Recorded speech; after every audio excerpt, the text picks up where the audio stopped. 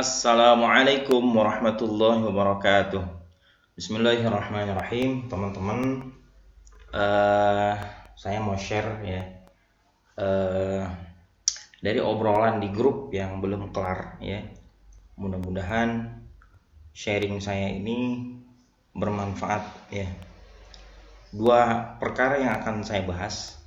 Pertama mengenai lafadz sholawat, membuat redaksi sholawat. Kemudian yang kedua, fadilah atau keutamaan satu amalan dari seorang guru atau seorang alim ya. Dua perkara ini mohon disimak sampai selesai, mudah-mudahan ada pencerahan. Baik, langsung dibuka. Saya buka maktub Syamilah seperti biasanya. Permasalahan yang pertama adalah redaksi sholawat yang kita baca, apakah boleh kita membuat sendiri redaksi tersebut atau tidak boleh. Dari beberapa keterangan yang saya dapat, ada ikhtilaf ulama, ada yang membolehkan dan ada yang tidak membolehkan. Tapi ternyata banyak yang membolehkan. Baik, langsung saja saya pilih pendapat yang membolehkan. Pertama, kita cek dalam Mu'jam Al-Kabir ya, Imam At-Tabarani sini ya, Al-Mu'jamul Kabir ya. Ini Imam At-Tabarani ya. Oke, baik, langsung di sini biar kelihatan safhahnya ya. Halaman 115 juz 9. Hadis langsung saja ya biar enggak lama. Di sini nomor 8595 ya. Ini hadatsana Ishaq bin Ibrahim dan seterusnya ya, an rajulin an Aswad bin Yazid an Ibnu Mas'udin ya, dari sahabat Ibnu Mas'ud, annahu kana yaqulu Allahumma ij'al salawatika wa rahmataka ala sayyidil mursalin dan seterusnya. Ini teks lafaz salawat ini dari sahabat Ibnu Mas'ud. Tidak ada teks seperti ini dari Nabi SAW. Mungkin yang mirip ada, tetapi teks ini dari sahabat ya. Sahabat sendiri membuat redaksi salawat. Ini yang pertama. Kemudian yang kedua, kita cek dalam Fathul Bari ya, kitab Fathul Bari biar lebih jelas ya teman-teman ya. Ini Fathul Bari, kita tahu Fathul Bari ditulis oleh Ibnu Hajar ya, ulama terkenal. Dalam muqaddimahnya beliau di sini mengucapkan hamdalah, kemudian sholat kepada Nabi SAW. Nah, saya sudah blok sini ya. Salat beliau di sini sallallahu alaihi wasallam ma damatis samawati wal ardu hadhihi fi samwiha wa hadhihi fi ittisaiha wa ala alihi wa sahbihi. Dan ini teks salawat ini ya dari beliau ya, tidak ada dari hadis Nabi SAW.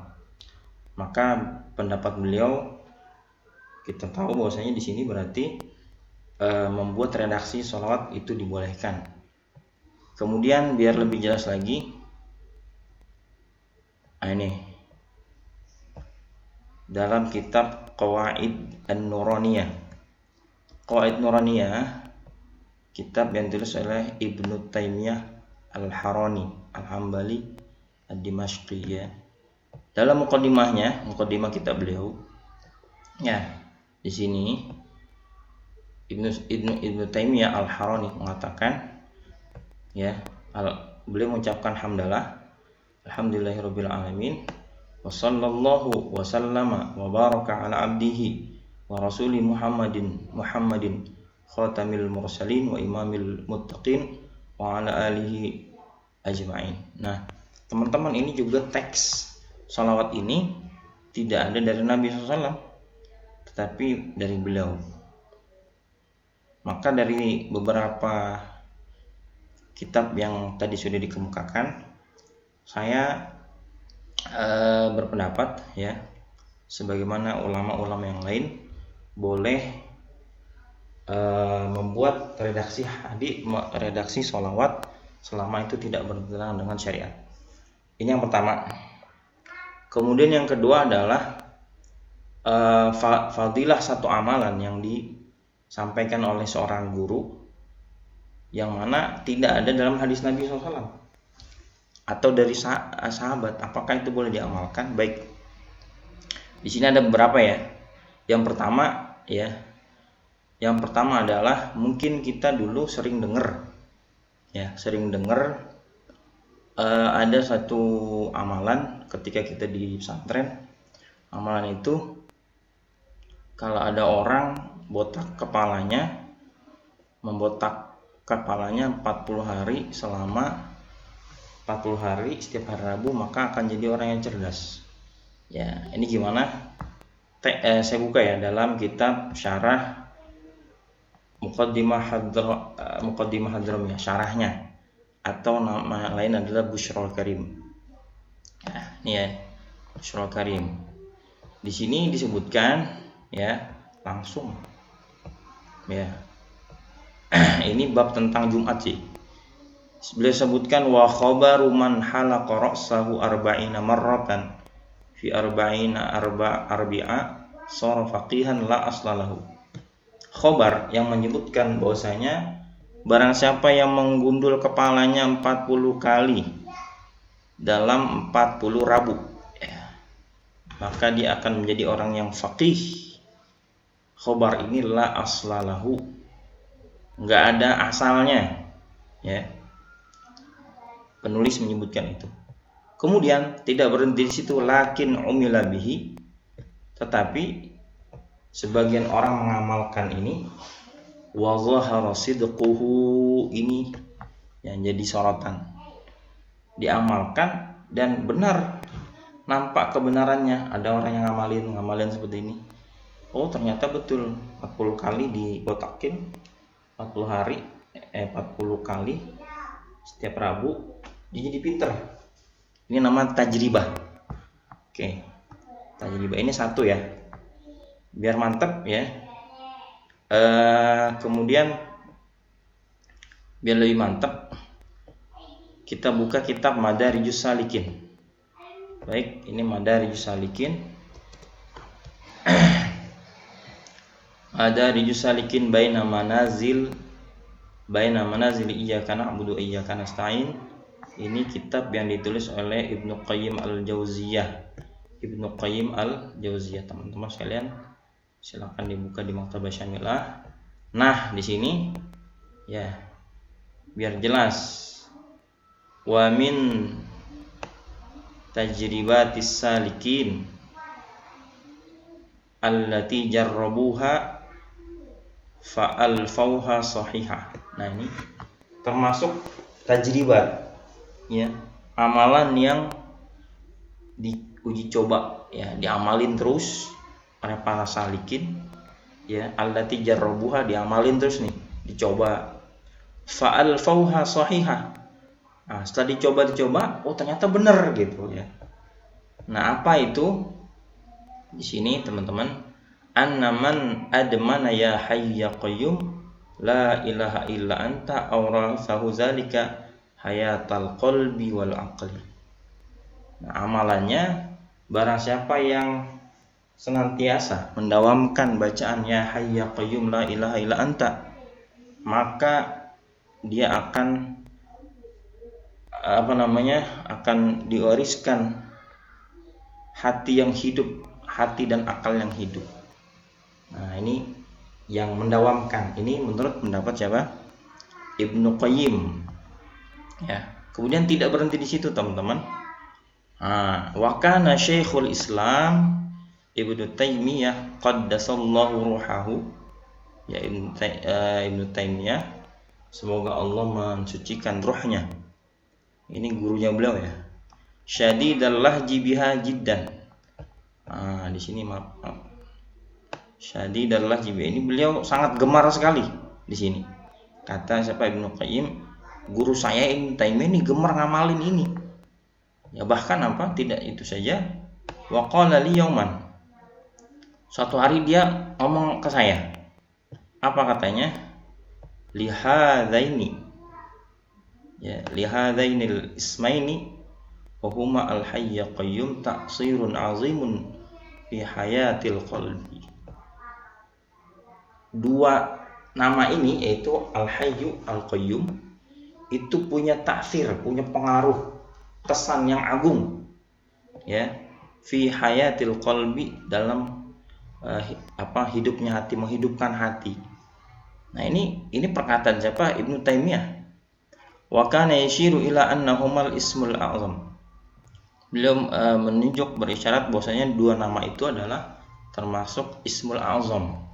Dan lebih keren lagi ya, wasami'tu yaqul, saya dengar dia mengucapkan man wadhaba ala arba'ina marratan kulla yaumin baina sunnatil fajri wa salatil fajri ya hayya qayyum la ilaha illa anta.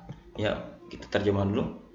Barang siapa yang continue ya, senantiasa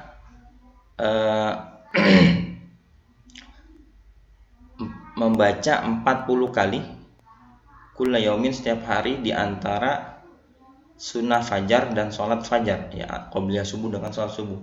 Apa yang dibaca sebanyak 40 kali itu ya hayyu ya qayyum la ilaha illa anta bi rahmatika astaghith.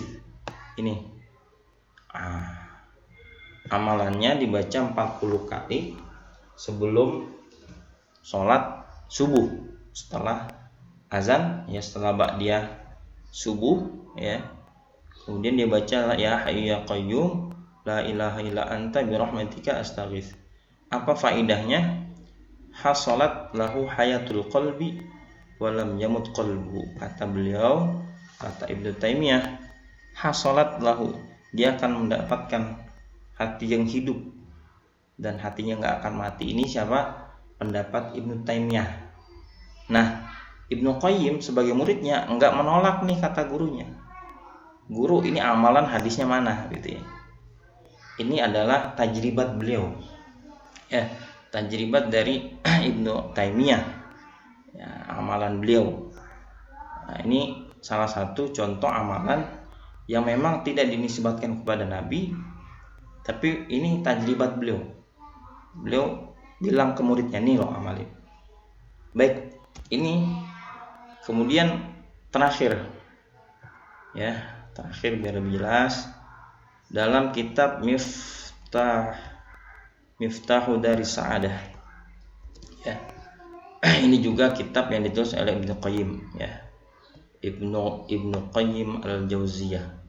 Oke ya, jelas ya. Ini kitab, langsung aja halaman di mana biar lebih jelas nih. Halaman 298 jilid 1. Nah, langsung biar enggak bertele-tele. Ini doa Rabbil firli wali walidayya walil muslimina wal muslimat wal mu'minina wal mu'minat. Doa ini ya. Qad kana ba'du salaf yastahibbu likulli ahadin ayyudawima ala hadha du'a.